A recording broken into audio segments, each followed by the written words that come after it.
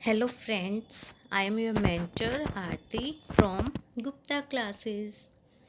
जैसे कि हमने कल इंश्योरेंस का टॉपिक शुरू किया था। कल हमने क्या क्या किया था, मीनिंग ऑफ इंश्योरेंस, इंश्योरेंस क्या होता है, कौन कौन सी पार्टीज़ होती हैं, बेसिक टर्म्स क्या होती हैं इंश्योरेंस की, एंड इंश्योरेंस की करैक्टरिस्टिक्स क्या होती हैं।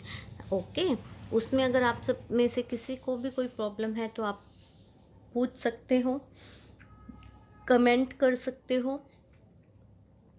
ओके, आज हम करेंगे प्रिंसिपल ऑफ इंश्योरेंस कि इंश्योरेंस के प्रिंसिपल्स क्या होंगे। ठीक है, the concept of insurance is risk distribution among. आपको पता है कि इंश्योरेंस क्या है, एक रिस्क डिस्ट्रीब्यूशन होता है किसके बीच में, पीपल्स के बीच में। ठीक है, तो यहाँ पे कॉपरेशन तो कॉमन हो गया। ठीक है, अब इसके जो प्रिंसिपल्स हैं आपके पास क्या है, फर्स्ट वन इज दिया हुआ है utmost good faith, proximate cause, insurable interest, indemnity, subrogation, contribution and loss minimization. First point हमारे पास है यहाँ पर principle of utmost good faith. अब देखो, एटमोस्ट गुड फेथ का मतलब क्या होता है कि दोनों पार्टीज़ को, इंश्योर्ड को और इंश्योरर को, एक दूसरे के ऊपर फुल ट्रस्ट होना चाहिए। यानी कि उन्हें ये होना चाहिए, जब वो इंश्योरेंस कराते हैं तो जो इंश्योरेंस करा रहा है उसे भी कोई बात नहीं छुपानी चाहिए, और जो इंश्योरेंस कर रहा है उसे भी सारी टर्म एंड कंडीशंस उसको बता देनी चाहिए। अगर बाद में पता लगता है कि कोई बात छुपाई गई थी या फिर कोई टर्म एंड कंडीशन प्रॉपर नहीं बताई गई थी, तो जो वो कॉन्ट्रैक्ट होगा बीच में वो क्या हो जाएगा, वॉइड हो जाएगा। ठीक है, यानी कि वो नहीं माना जाएगा।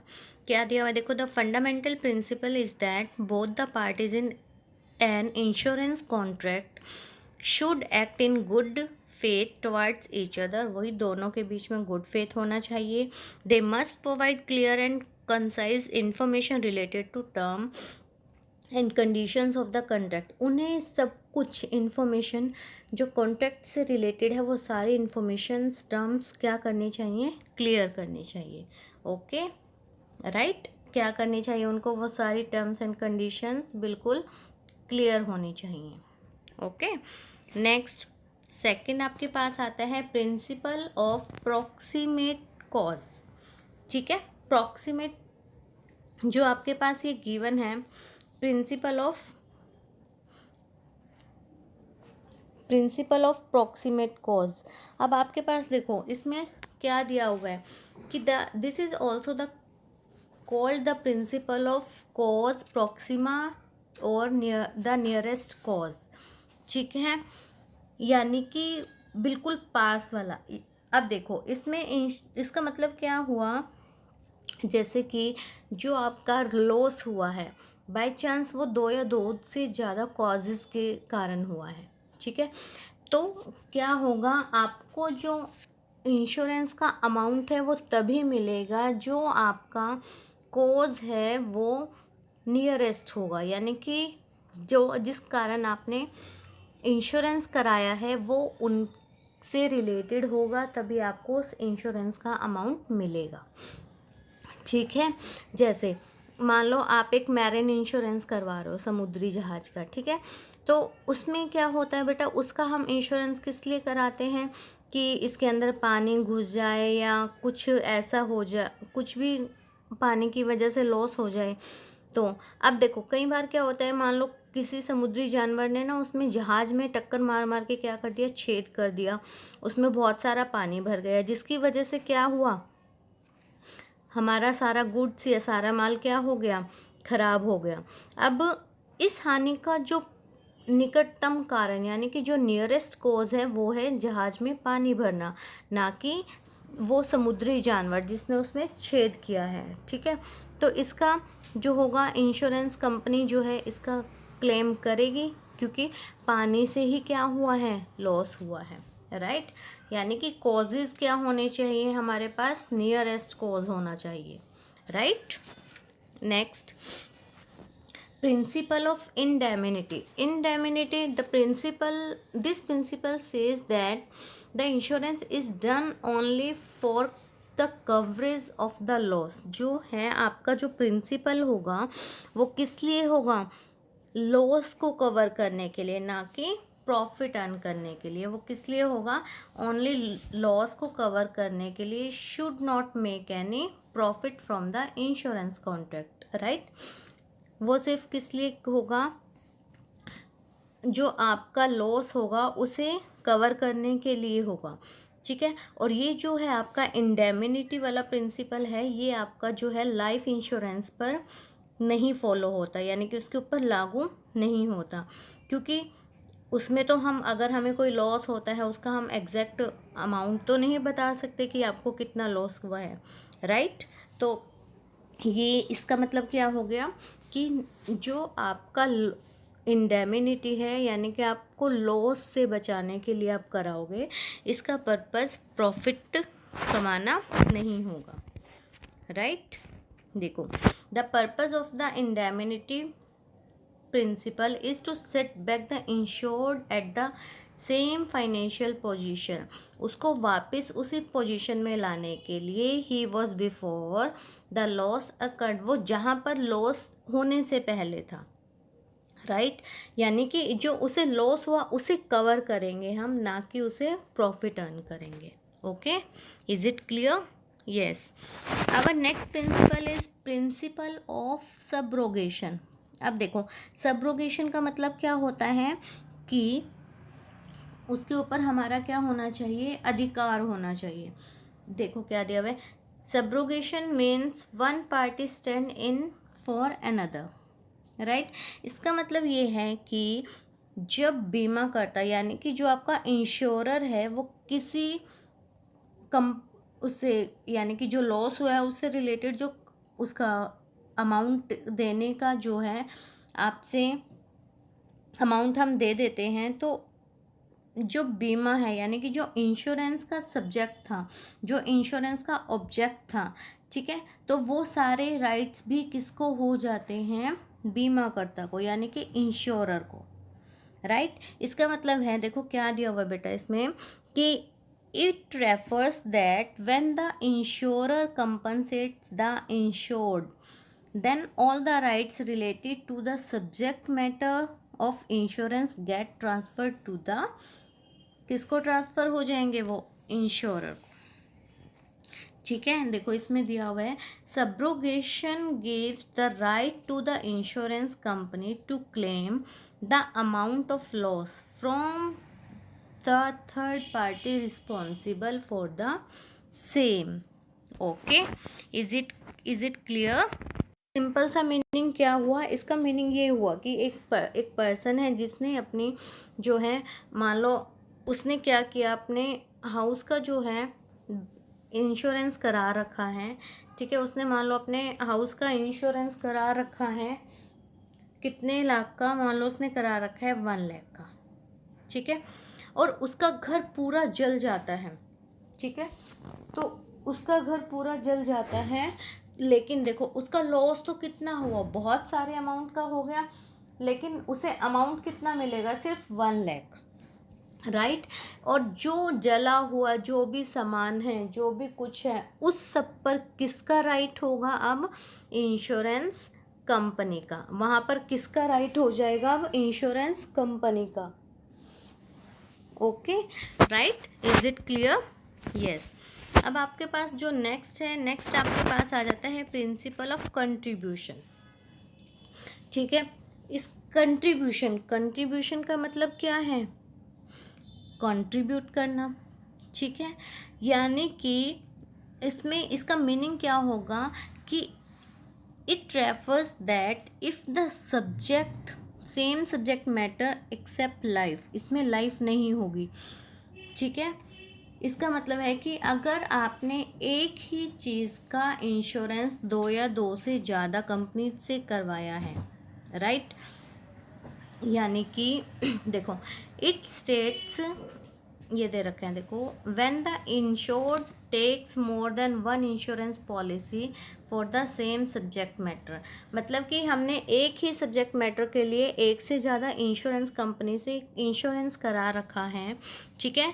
और यहाँ पर आपके पास क्या हो जाएगा, जो हमें लॉस होगा, जितना भी हमें लॉस होगा, ठीक है, उसे वो जितने भी कंपनी से आपने इंश्योरेंस करा रखा है, माना कि आपने इंश्योरेंस जो है 3 कंपनी से इंश्योरेंस करा रखा है, ठीक है, हर कंपनी से जितनी मर्जी वैल्यू का करा रखा है आपने।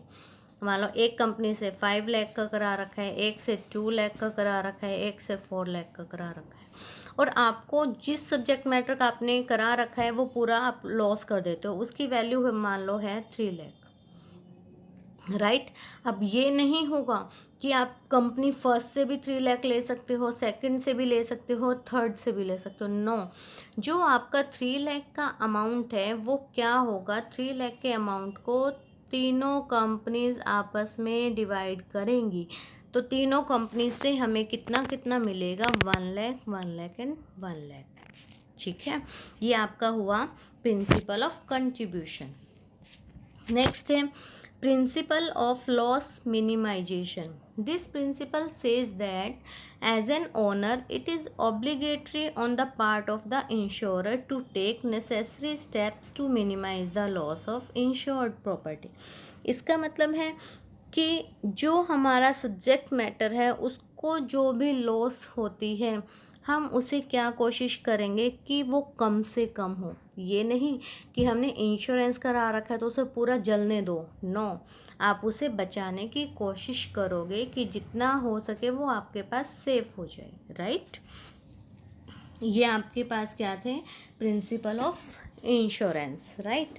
इसके बाद आपके पास अब कुछ टर्म्स होती है, री इंश्योरेंस क्या होता है, डबल इंश्योरेंस क्या होता है, ठीक है। इंश्योरेंस का मतलब आपको पता है, एश्योरेंस क्या होता है, ये कुछ टर्म्स है जिनका मतलब आपको पता होना चाहिए, राइट। सबसे पहले हम देखते हैं, देखो री इंश्योरेंस। री इंश्योरेंस का मतलब क्या होता है, देखो it refers to that the insurance in which an insurance company gets its risk insured from other insurance company. इसका मतलब क्या है, जैसे कि एक कंपनी है ए, उसके पास बहुत पर्सन्स ने इंश्योरेंस करा रखा है, अब उसे लगता है कि मेरे पास बहुत ज़्यादा रिस्क है, इंश्योरेंस बहुत ज़्यादा है, तो वो क्या करता है, उनमें से कुछ इंश्योरेंस को वो दूसरी कंपनी को क्या कर देता है, ट्रांसफ़र कर देता है। लेकिन जब कोई भी लॉस होगा तो जो पर्सन जिसने ए से इंश्योरेंस कराया था उसके लॉस के लिए लायबल भी कौन होगा, ओनली ए, राइट। ये आपके पास है री इंश्योरेंस। इसके बाद आता है double insurance. Double insurance simple कि सेम रिस्क का इंश्योरेंस जब एक या एक से ज़्यादा कंपनी से आपने करा रखा है, यानी कि कोई भी इंश्योरेंस है, जैसे कि ए से भी कराया उसका और बी से भी कराया, वो आपके पास हो जाता है डबल इंश्योरेंस, ओके। अब देखो इनमें डिफरेंस देख लेते हैं हम। Basic difference, basics of differences क्या है, और अब देखो रिलेटेड विद, जो री इंश्योरेंस है वो बेटा किससे रिलेटेड है, बीमा कंपनी, इंश्योरेंस कंपनी से, क्योंकि जो इंश्योरेंस कंपनी के पास रिस्क इकट्ठे हो रखे हैं, जो इंश्योरेंस इकट्ठे हो रखे हैं, वो ही तो दूसरी कंपनी से उसको कराती है, नहीं है ना, पर्सन तो नहीं गया ना दूसरी कंपनी के पास। और जो डबल इंश्योरेंस है वो पर्सन से रिलेटेड होगा जो इंश्योरेंस करा रहा है। नंबर ऑफ इंश्योरर्स, इसमें इंश्योरर सिर्फ एक ही होगा, उसमें इंश्योरर एक से ज़्यादा भी हो सकते हैं डबल इंश्योरेंस में। Position of the original insurer, जो मुख्य यानी कि जो ओरिजिनल इंश्योरर है वो आपका री इंश्योरर से कंपनसेशन नहीं ले सकता, और इसमें सभी क्या करते हैं, जितना भी है उसकी एक्चुअल लॉस के जितना ही उसे कंपनसेशन करते हैं। यूटिलिटी, जो री इंश्योरेंस है ये किसके लिए है, इंश्योरेंस कंपनीज के लिए यूटिलाइज है इसका, ठीक है। और जो डबल इंश्योरेंस है वो एक नॉर्मल पर्सन के लिए, क्योंकि वो जितना चाहे उतनी कंपनी से करा सकते हैं, राइट। अब देखो इसके बाद आपके पास आता है insurance and assurance. Insurance generally जो हम वर्ड यूज़ करते हैं वो आप करते हो जर्नल इंश्योरेंस के लिए, ठीक है। आगे हम करेंगे टाइप्स भी, 2 टाइप्स के आपके इंश्योरेंस होते हैं, एक होता है आपका लाइफ इंश्योरेंस और एक होता है जर्नल इंश्योरेंस।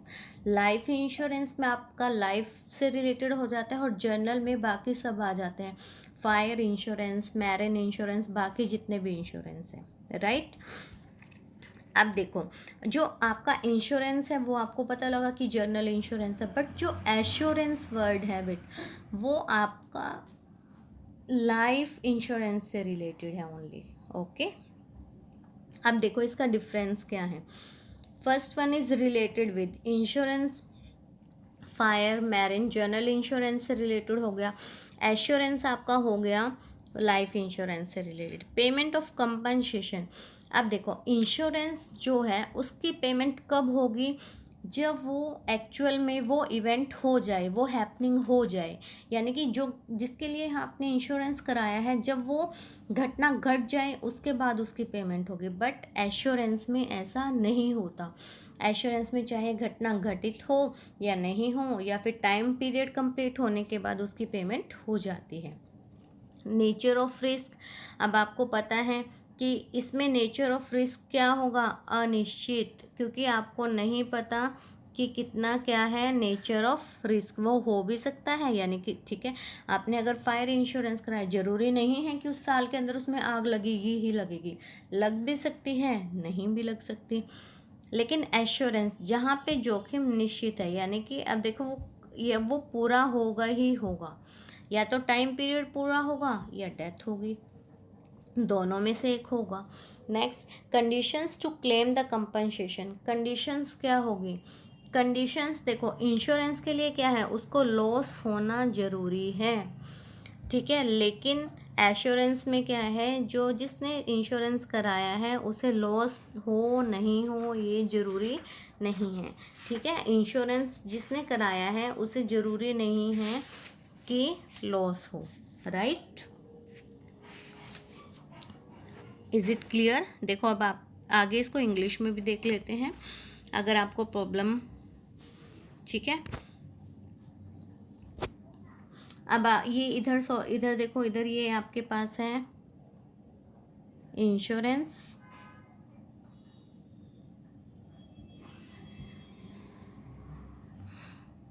और इधर आपके पास है एश्योरेंस, ओके। देखो इंश्योरेंस में क्या दिया हुआ है, कंपनसेट द डैमेज और लॉस, एग्जांपल वही जो इसमें किसका होता है लॉस, किस किस टाइप की हो सकती है, कोई डैमेज, लॉस, फायर, ये सब, ठीक है। और एश्योरेंस जो है वो डिसएबिलिटी, कोई डिसएबिलिटी हो गई, डेथ हो गई, इससे रिलेटेड हो जाएगा। टाइप ऑफ पॉलिसी, जो आपका इंश्योरेंस है उसमें आपकी journal insurance like car, bike insurance ये सब आ जाएगा, होम इंश्योरेंस। लेकिन जो आपका एश्योरेंस में है वो टर्म इंश्योरेंस और लाइफ इंश्योरेंस, राइट। इसमें प्रॉपर्टी इंश्योरेंस, मेडिकल, ये सब भी कवर करता है, ये सिर्फ लाइफ का, डेथ कवर, डिसेबिलिटी इनको कवर करता है। किस किस का बिल्डिंग, कोई कंटेंट है, ठीक है, हेल्थ डिपेंडिंग अपॉन पॉलिसी, ये पर्सन और पॉलिसी होल्डर। रिन्यूएबिलिटी इसकी एनुअली, ये एनुअली यानी कि हर साल हमें रिन्यू कराना पड़ता है, इसका नहीं, नॉट एप्लीकेबल, यानी कि जब टाइम पीरियड हम मंथली या ईयरली प्लान में पेमेंट करते रहेंगे उसका टाइम पीरियड आगे होता है, 10 ईयर्स, 15 ईयर्स, 18 ईयर्स, या लाइफ जितना भी है आपका वो आपकी सर्टेन नहीं है, ठीक है। नेक्स्ट क्लेम की पेमेंट, आपको इसमें उतना अमाउंट मिलेगा जितने का आपको डैमेज या लॉस हुआ है, राइट। लेकिन जो एश्योरेंस है इसमें आपके पास पहले से डिसाइडेड होता है अमाउंट कि आप कितने अमाउंट का कर रहे हो, okay. Next number of claims allowed, इसमें मल्टीपल जितने मर्जी क्लेम करा सकते हो, इसमें लाइफ इंश्योरेंस में एक हम कर सकते हैं, राइट। Is it clear. आज के लिए इतना ही। अगर आपको ये सीरीज़ अच्छी लग रही है, ये टॉपिक हम कर रहे हैं और इस टॉपिक को हम कंप्लीट करेंगे, उसके बाद कोई न्यू टॉपिक स्टार्ट करेंगे। अगर आपको जो टॉपिक मैंने आज कराया है इसमें भी कोई प्रॉब्लम है, कोई कुछ आपको समझ में नहीं आया है, तो आप कमेंट बॉक्स में कमेंट कर सकते हैं, मैं आपको वहाँ पर उसका आंसर दूँगी। ओके, एंड प्लीज़ आपको अच्छा लग रहा है तो अपने फ्रेंड्स को भी शेयर कीजिए ताकि उनकी भी हेल्प हो सके।